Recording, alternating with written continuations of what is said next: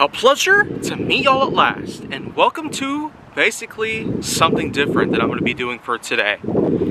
As you might have already found out, well, today it's spring 2022, and well, aside from a new upcoming film project that's basically taking place, let's get going with something else that I actually have been talking a lot about over the past couple of years. Multiple wheels of steel. And if it's not obvious enough, I've already picked out my first vehicle that I'm going to be going ahead and doing a little review on. This one right here. So for my first ever pick for multiple wheels of steel, I'm proud to present the 2005 Lexus ES330 luxury sports sedan. Of all the picks that I could have chosen for the first ever episode of the series, this is by far probably one of the best that I might have ever had the choice to go review first. And so without further ado, let's go ahead and begin. So let's get started by first going from the exterior of the car to the interior of the car. And as the review is going to be going, possibly throughout the rest of the series with all reviews that'll take place after today, it's going to go in this exact order.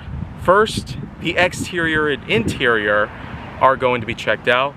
And the second thing is to find out how it sounds upon ignition and also what exhaust notes are like. And then finally, we take this thing on a test drive. And the first thing I'm going to highlight here real quickly is the fact that this is one of many that I have not expected to see in such fabulous condition. And of all the things that I could have possibly pointed out based on the condition of this vehicle, it's very minimal in terms of both interior and exterior work, because as you can see, it's in near perfect condition. Minus a few things down here, including the development of some rust patches that are taking place, and some other sorts of signs of wear and tear. Right here on these little chrome accent bars that are basically dividing both the glass and the exterior paintwork. Also, it's important to note that, well, we've had this thing around for not even a full year. Of course, you're already familiar with the story on that. Otherwise, the alloy used for the rims, plus a few other things, mostly on a cosmetic note, are probably some of the best things that I could highlight based on this vehicle's condition. Otherwise, when looking at a car from all the way back in 2005, this was probably one of the most unique.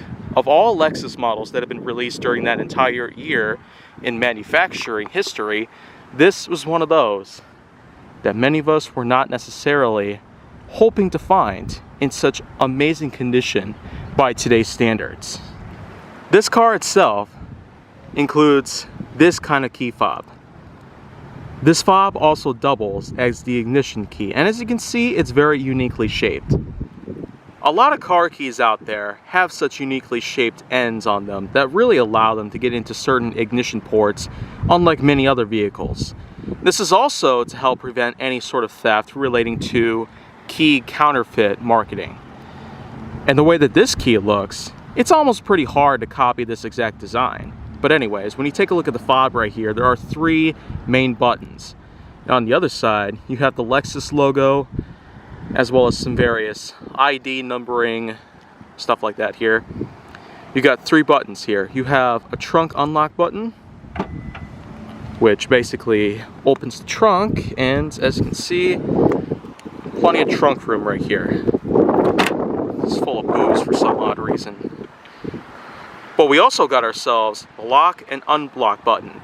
The lock, as you can see, works just the way you think it is, but as you can see right here, it also doubles as the panic button, which if you held this down, then it's going to scream out loudly. Rightfully so, to help prevent any sort of theft from taking place. Then you have the unlock button, which is also pretty straightforward. Now in terms of popping the front open, well, I'm going to have to get into the interior and pop this thing open.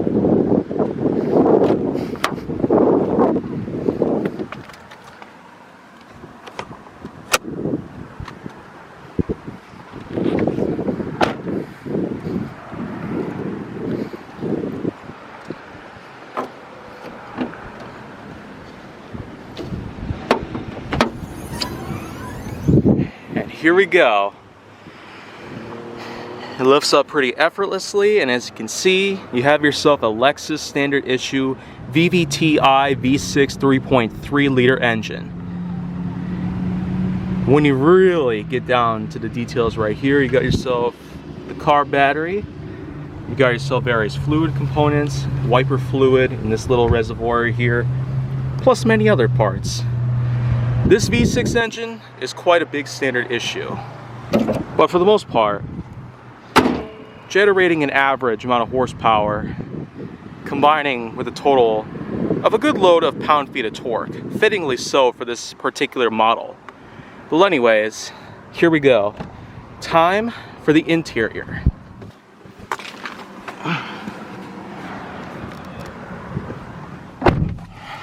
Nice and locked inside. And so, let's go ahead and get this vehicle started.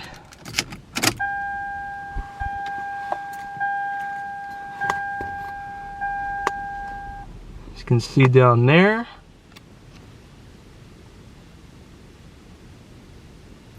shows over 156,000 miles on the odometer. And here we go.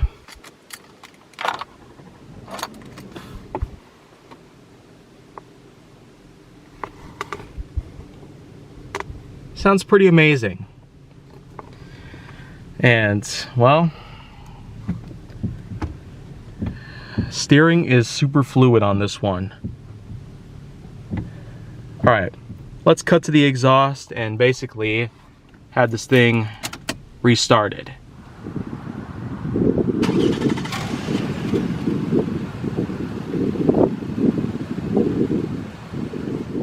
Now, when discussing the interior of this model, you have yourself 4 automatic windows,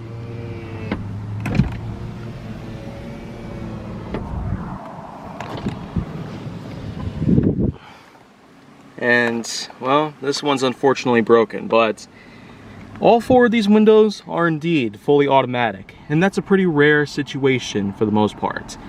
Here's window lock, like so, and lock and unlock button for the doors. And here we go with a power mirror situation, which basically is encompassed by this little control panel right here. Let's say we got ourselves the left mirror that we need to adjust, and well, by pressing this little pad around here that surrounds the switch that activates either the left or right rear view mirrors. Let's go for the right one.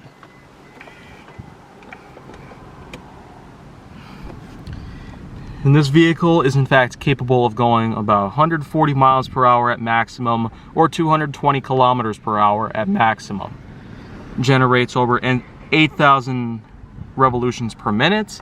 And it also contains itself a bit of a typographic right here on this gauge where the fuel gauge is centered, and you also have yourself the temperature gauge, because as you can see right here, well, it actually corresponds to the center console where the transmission system is right here.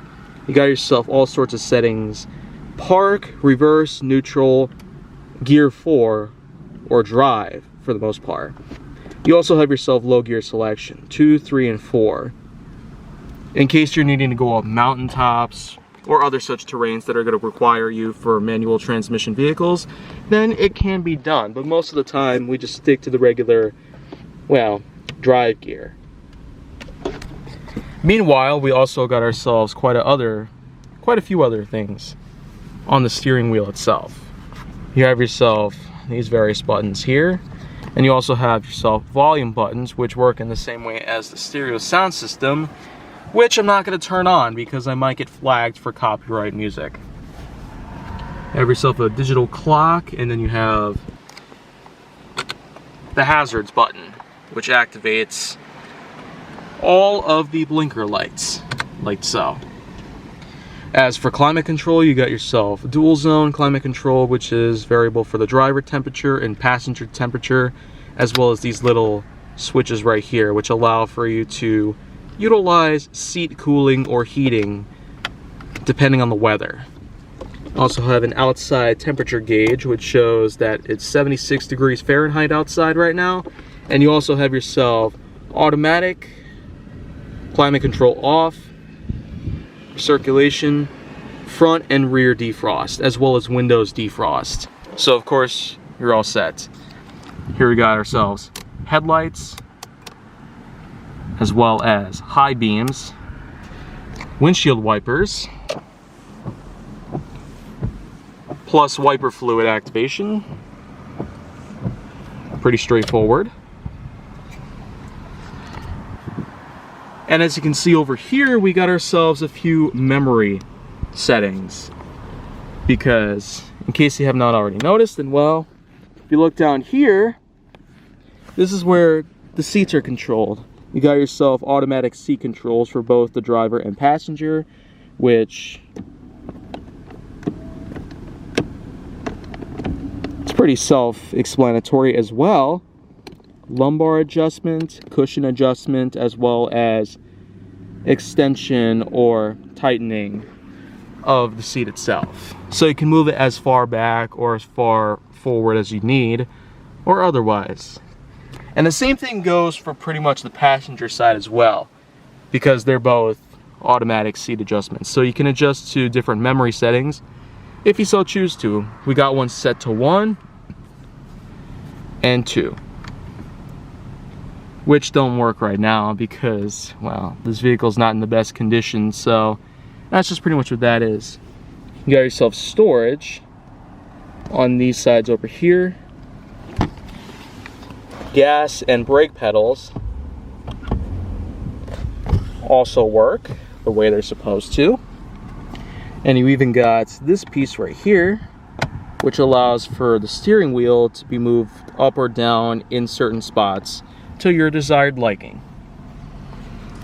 And here we got ourselves a little cubby storage for credit cards, business cards, as well as a DC input or cigarette lighter adapter, which does not work at this point. We got ourselves dual cup holders, which can expand or contract to accommodate the majority of sizes of different cups, vessels, and glasses. We got one storage up here, another storage pocket down below, which is even deeper. It also features an auxiliary DC input. Here's the glove box, plus another little storage cabinet over there on the passenger side of the vehicle itself. Let's go ahead and get out, because now it's time to check out the rear itself. Now, it's inaccessible right now, but if I were able to get inside, then well, as you can see, leg room on this has quite a big dividend. You got yourself a little storage behind the seats as well on both of those, plus a little ventilation and a bit of a switch to activate the climate controls there as well. Get yourself the door handle, which also can double as a little storage pocket if you so choose to do so. And here we got this little pull-out piece, which also features cup holders, but also has a little access to get into the rear. In case there was ever a time where a pet or a baby might end up getting trapped in the trunk by accident, then well, they can easily come out through here. But I don't really see the likelihood of some people being able to escape through that area if they get locked in that particular trunk.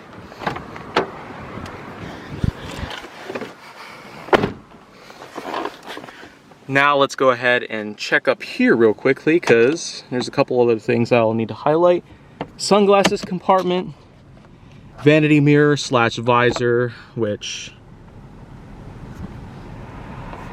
has mirrors in it. I don't know why the driver would need to have a vanity mirror though. Has lighting, which unfortunately doesn't work here, but over here it does. So that's pretty much that. Garage home link plus 2 additional interior lighting for the driver and passenger. And, well, best one of all the things that could be installed in a 2005 Lexus, well, this is one of the big innovations that has been set around and is being used to this very day. You got yourself a sunroof.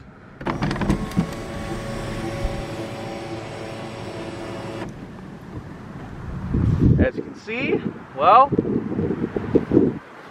it works great. Also got yourself the rear view mirror, which again is pretty generous for something like this. Has its own integrated compass, which you can disable with both of these buttons right here. One activates the compass and one's just for the mirror itself, pretty much. So let's go ahead and close this up. By holding down tilt up, it'll allow it to allow for some extra air in just in case. And well, guess what? Now's the time where we basically take it on a little test drive. As a result, let's go ahead and get ourselves ready for that moment.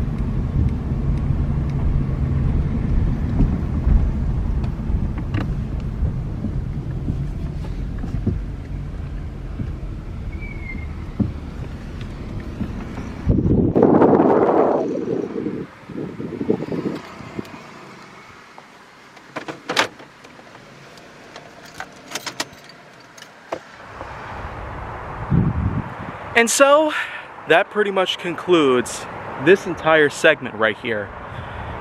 But let's just say that this is only just the beginning, because, well, in terms of giving this an official Kaiju Force Neo official scoring, the 2005 Lexus ES330 has a lot of unique merits and quite a few amazing details that contrast with every other bit and piece that I've already described in this episode. But because I have such a long way to go, it's hard for me to go ahead and put out a pinpoint accurate score on this exact model. As a result, let's go ahead and just stick to our roots and be a little more, I guess, conserving at this point. A good old 7.2 is going to be given out to this exact vehicle. It drives insanely well for something this old, and even more so given to the fact that it has a lot of mileage and a lot of amazing usage, plus a lot more within it. As a result, well, that's going to cut it for today's topic. But if you want to see more go down on my channel, then make sure that you like, subscribe, comment, follow me on social media, and stay on the Hollywood side.